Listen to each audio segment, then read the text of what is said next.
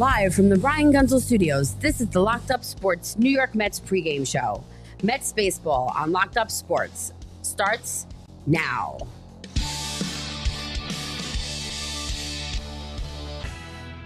Yo, what's up, everybody? I'm Bob Walters. This is the Locked Up Sports New York Mets pregame show, and it is an exciting night at Citi Field tonight. It's going to be a big night, a big crowd, U.S. Open going on next door, and the Mets have ourselves a pennant race. We are right back in it after 2 straight wins over the Phillies the last 2 days, and the Mets have suddenly come to life here in the last, about week to 10 days. The offense is clicking. They got the kids in the starting pitching rotation. You got McClean tonight, Tong making his major league debut tomorrow. You got Vientos hitting the cover off the ball every time he's up, and all types of things going right for the Mets. What's up, everybody? Welcome to the show. I'm Bob Walters. Tonight, it is the Philadelphia Phillies 76-56. Tajon Walker, old Met, on the mound for the Phillies. He is 4-6 with a 3.44 ERA, going up against the young phenom, the lefty, Nolan McClean, 2-0 with a 1.46 ERA. He has been brilliant in his first 2 starts, a great start to his career. He is the first Met in franchise history to have a win, a strike out at least 7 batters, and throw at least 5 innings in each of his first 2 starts. First one in history. And the Mets have a deep, rich pitching history. And then tonight, it's McClean, like we said, and tomorrow, it'll be Jonah Tong, the kid. At a double-A pretty much. He's only made 2 starts in triple-A. He comes up.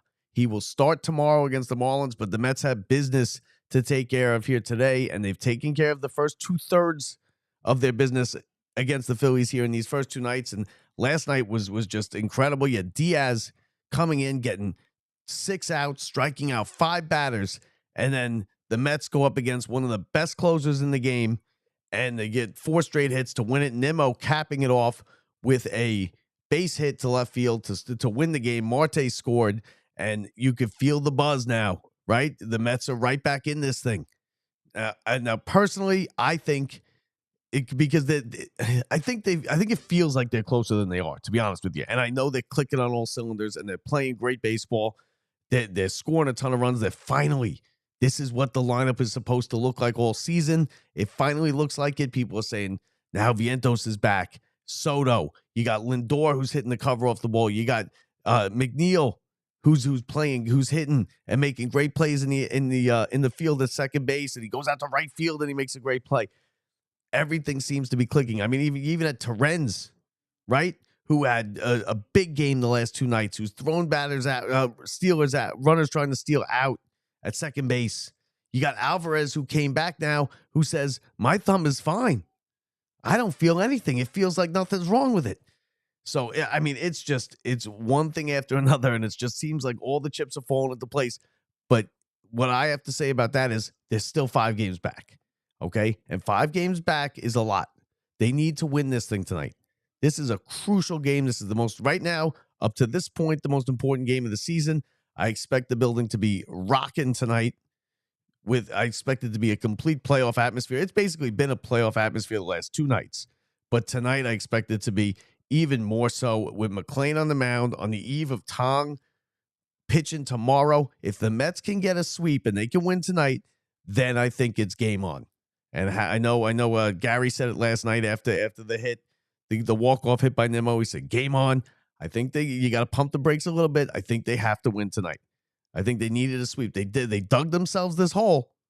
They certainly, they deserve the fact that they need to get the sweep because they dug themselves a very deep hole. 7 down, last week of August. That's a tough thing to crawl out of. And they're attempting to crawl out of it, and they've done everything right to start to crawl out of it, but they still have work to do, a lot of work to do. They need to get the sweep tonight. They still have enough games with the Phillies where they could overtake them just by beating the Phillies and by playing, the equal to them the rest of the way. But the Mets also have the most difficult schedule in baseball now until the finish line. They are separating themselves a little bit from the Reds, so not that you don't have to worry about that, but it's less of a worry now. I mean, when the Phillies were 7 up and the Reds were right on their ass at a half game back, That's when that was worry time. The Mets have separated themselves a little bit from the Reds. They put it to now, I think it's 2.5. The Reds seem to be, they kind of hit their high point, and they seem to be skidding backwards down the hill a little bit. They're 2.5 back of the Mets. They haven't played well in the last week. The Mets are okay in an okay spot as far as the playoffs go. But you don't want that third wild card. Especially, the third wild card, you're going to have to go on the road. You're going to have to play. You might have to play the Dodgers in a 3-game series in Chavez Ravine. That's asking for trouble. Now, the Mets, I've said it before, if the Mets can get in, you just want to get in. Now, if at all possible, you want to avoid the wild card, and plus, the Mets never win the division, right? Go out there and beat the Phillies. They own the Phillies. 9 in a row at Citi Field. They've owned them since 2022, or they've owned them now for years.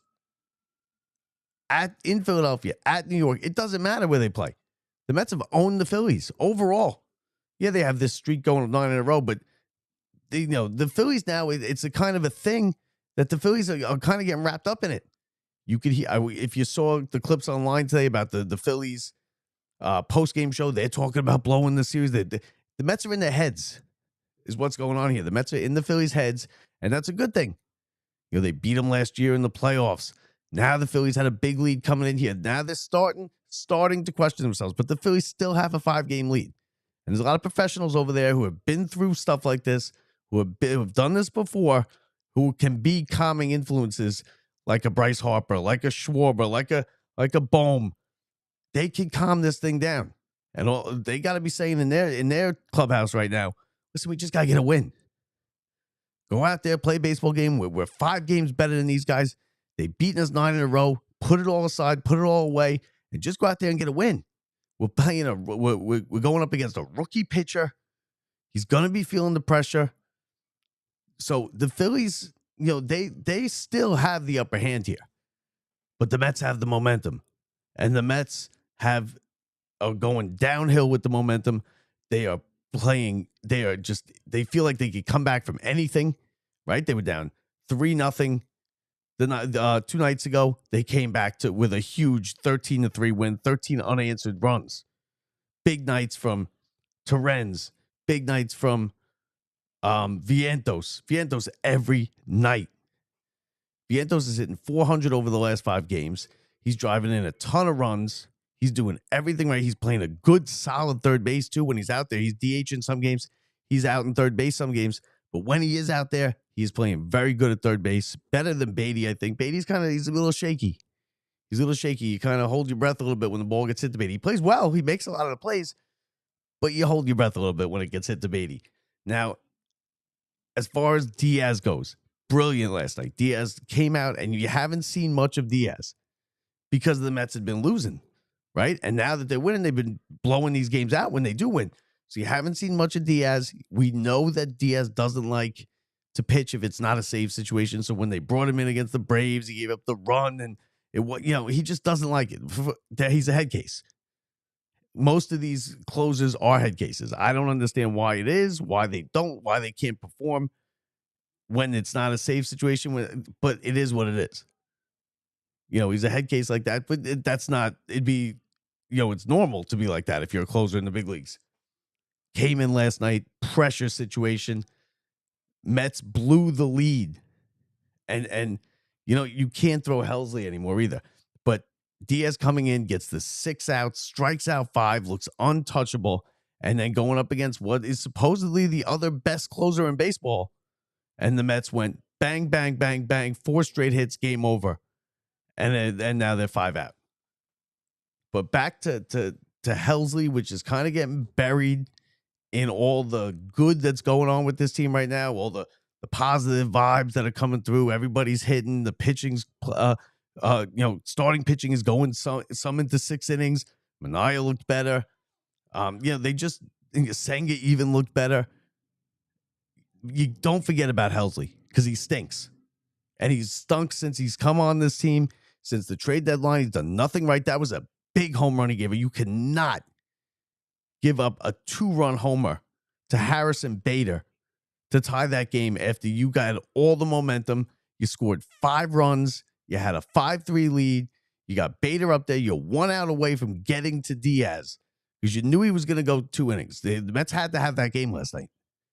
So you knew Mendoza was going to put him 2 innings. He was already throwing in the pen. And then he just gives up a bomb down the left field line to Harrison Bader. I mean, this guy was supposed to be one of the better closers in the game over the last couple of years. And he has come here and he stinks. He can't get anybody out. He walks the ballpark. He gives up long home runs at bad times. You bring him into a big spot, he can't do anything right. And he hasn't done anything right since he's come over here. He's had one decent. And stop playing the hell's bells. We don't want to hear it anymore. Now, I don't think you're not going to see Helsley anywhere near this game tonight. You can't put him back out there. If you're Mendoza, you can't put him back out there. Now, when as far as Diaz goes, is Diaz going to be available today? I think he is, because I think this is a game the Mets have to win. And Diaz has been so good. I mean, look at this. His last 43 appearances, 45 innings, 4 runs in 45 innings, 69 strikeouts, 13 walks, 69-13, only giving up 22 hits. He's got a .80 ERA. He's going to get some Cy Young votes. Now, can he pitch? He can't go more than an inning tonight, so I don't know what he can do. And Roberts, we've seen what the deal is with Roberts. You have to bring him in fresh in the beginning of an inning. You can't bring Roberts in with guys on base in the middle of an inning to get out of a jam. He's not that kind of pitcher. He can pitch every night for you. Got to come in the beginning of an inning. He's got to start clean, and he'll be fine. And I think the Mets have learned that. But you can't have Helsley anywhere near this game tonight. You can't. You just can't. And with McLean pitching, I mean, listen, McLean's going to be, you know what you're going to get from McLean, right? You're going to get solid 5 innings probably. He has great movement on his breaking stuff. He throws the ball hard. He's giving you, like we said, 7 strikeouts in each of the first 2 starts. He's gotten a win in the first 2 starts. You don't want him to think like, oh, this is easy. You don't want tonight to be the step back, because now this is a big, big game for the Mets tonight. And I know it's okay. It's nice if you take 2 out of 3. No, you dug yourself this hole. Now, if you want to dig out of it, it's going to take a sweep here. And it's going to take winning 3 out of 4 in Philadelphia. I think it's next week when they go there. So you have to really make it happen and get. Now, so far through 2 starts, he looks like the real deal. And I think he is. Like, he seems to have poise. Nothing seems to get to him.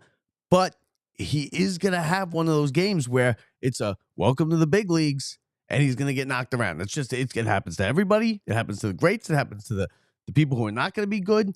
It happens to everybody. You just don't want that to be tonight. And I think Mendoza, if it is tonight, if for some reason the Phillies get to McLean and he just doesn't have it, or they're knocking him around, they have a 2-0, 3-0 lead, you got to have a quick hook. Because like I said, if you're serious about going after the division, you got to get tonight. You got to have this sweep. The crowd's going to be behind McLean. They're in great anticipation for tomorrow with Tong coming up. I mean, it's an exciting couple days at Citi Field, and it's been an exciting already couple days at Citi Field. Last night was a character win for the Mets, right? It was good pitchers duel through 5 innings. Then the Phillies got 2. Harper got the hit with 2 outs, a big hit, and Harper's a great player. He's a Hall of Famer. He's going to do that. Harper gets the big hit. They get a 2-0 lead. The Mets come right back and put 3 up on the board, and then they fall behind again, and then they tie it. And then they take the lead. And then, and then Helsley comes in, and of course the wheels fall off, and it's 5-5. And then you get Diaz with the 6 outs right into a 4-hit, right? Bang, bang, bang, bang, game over. And then people are starting to believe again. And they are. They have a right to believe. I think the Mets have I think they have a puncher's chance at the division. But that's what they have. They have a puncher's chance. They're not, it's still not going to be easy. There's a lot of work to do. 5 games is not insurmountable, but it is certainly not easy either. Okay, so they're going to have to play very good baseball the rest of the way. They have a tough schedule, But the big thing, too, is they're creating now some space between them and the Reds to secure that, to get into the tournament. And if the Mets are hitting like this, and if they're going like this and playing like this and pitching like this, they can beat anybody. They can roll through the playoffs and beat anybody. And sometimes in baseball, it's just who is clicking at the right time. Now, maybe the Mets fired the burners a little too early because it's still August, but maybe not. Maybe they're just getting going, and now we're going to see it the rest of the way. And the leader in this thing, and the guy he's saving the Mets is Mark Vientos. Mark Vientos hitting 400 over his last 5 games, 8 RBIs, 3 home runs. He scored 5 runs. That's just over 5 games. He's been doing this for now about 15 games, and he is as hot can be. And he is carrying the Mets. Mark Vientos has showed up somehow, some way, and saved the Mets here so far. Because without Vientos, this team would be in the dump right now. And I know Lindor's hot, and I know McNeil's hot, and I know Marte is hot, and even Alonso. But this is the first time that they're all hitting, and it all starts with Vientos. He is hitting home runs in big spots. He's getting big hits. He's playing a great third base. Mark Vientos is now, this is the Mark Vientos that we expected all year after last year's performance.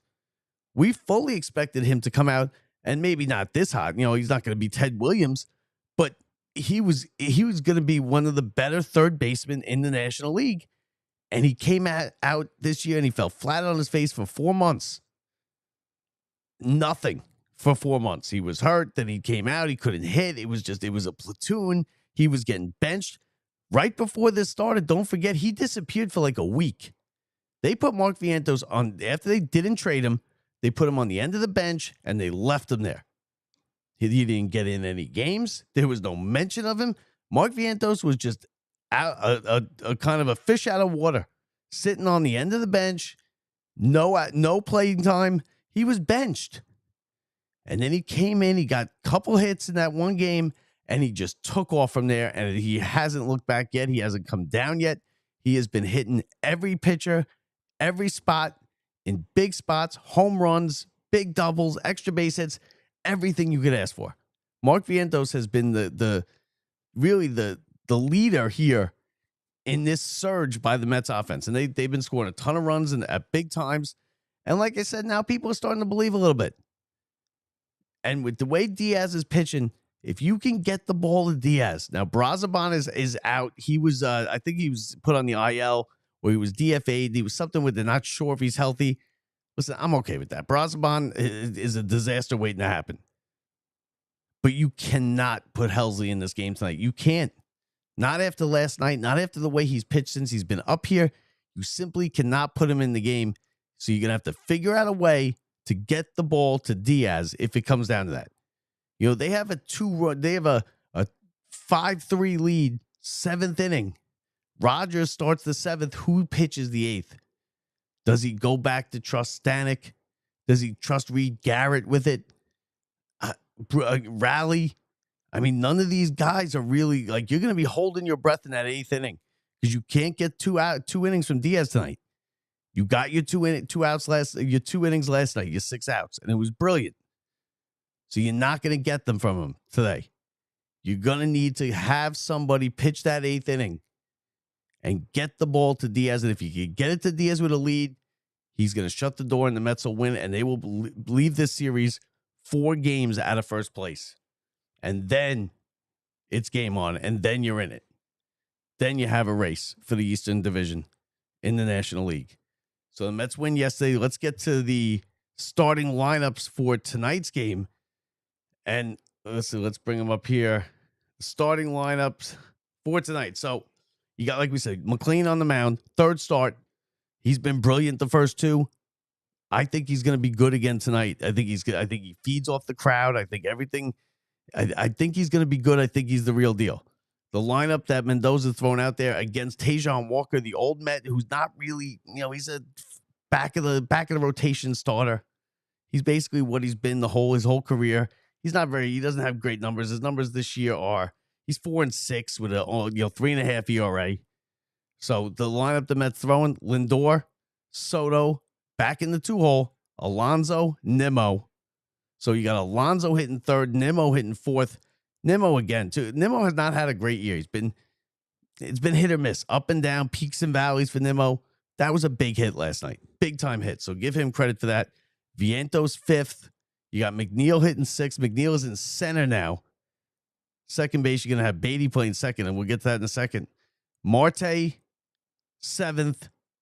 Beatty, eighth. And Senger behind the plate, ninth. And I think the thinking behind Senger is with McLean. Because him and McLean have some kind of rapport, right? They played in the minor leagues last year, a couple of years now. They probably come up through the minor leagues together. He's probably been his catcher a bunch of times. That's why Torrens is not in there. Even though Torrens has been, tearing it up out of nowhere. Torrens been hitting home runs and doubles and all over the place. That's how good, that's how hot the Mets are. Is that Torrens is killing it too. Now Senger had a couple big games, right? He had that one game where he had 3 RBIs. He got the double. He got a base hit the day before he recorded his first RBI, which was a sac fly. So Senger, he's not been a liability, and give Senger credit because he came out of nowhere. He was bagging groceries, and then he got a call to AAA. He got the call up to the big leagues because of the injury to Alvarez earlier in the year, and he's been solid. He hasn't been great. He hasn't really killed it. He hasn't made too much of it, but he hasn't been a problem. And that's what you're worried about. In a lineup that has this much firepower, somebody like Senger, you just need him to be there, get a hit here and there, call a good game, keep the ball in front of him if it hits the dirt, play solid, play smart, and that's all you need, and that's what they've gotten from him. And with the news from Alvarez coming, I think it was today, it was either last night or today, that his thumb feels great. There's no pain. Now, let's wait and see because it sounds a little too good to be true, but let's wait and see. And supposedly he's going to get into some games this weekend. Now, I would expect Senger again, although no, I shouldn't say that because I don't think Senger is probably hasn't caught Tong all that much because Tong was behind him. Don't forget, Tong pitching tomorrow. Tong coming right out of the Double-A.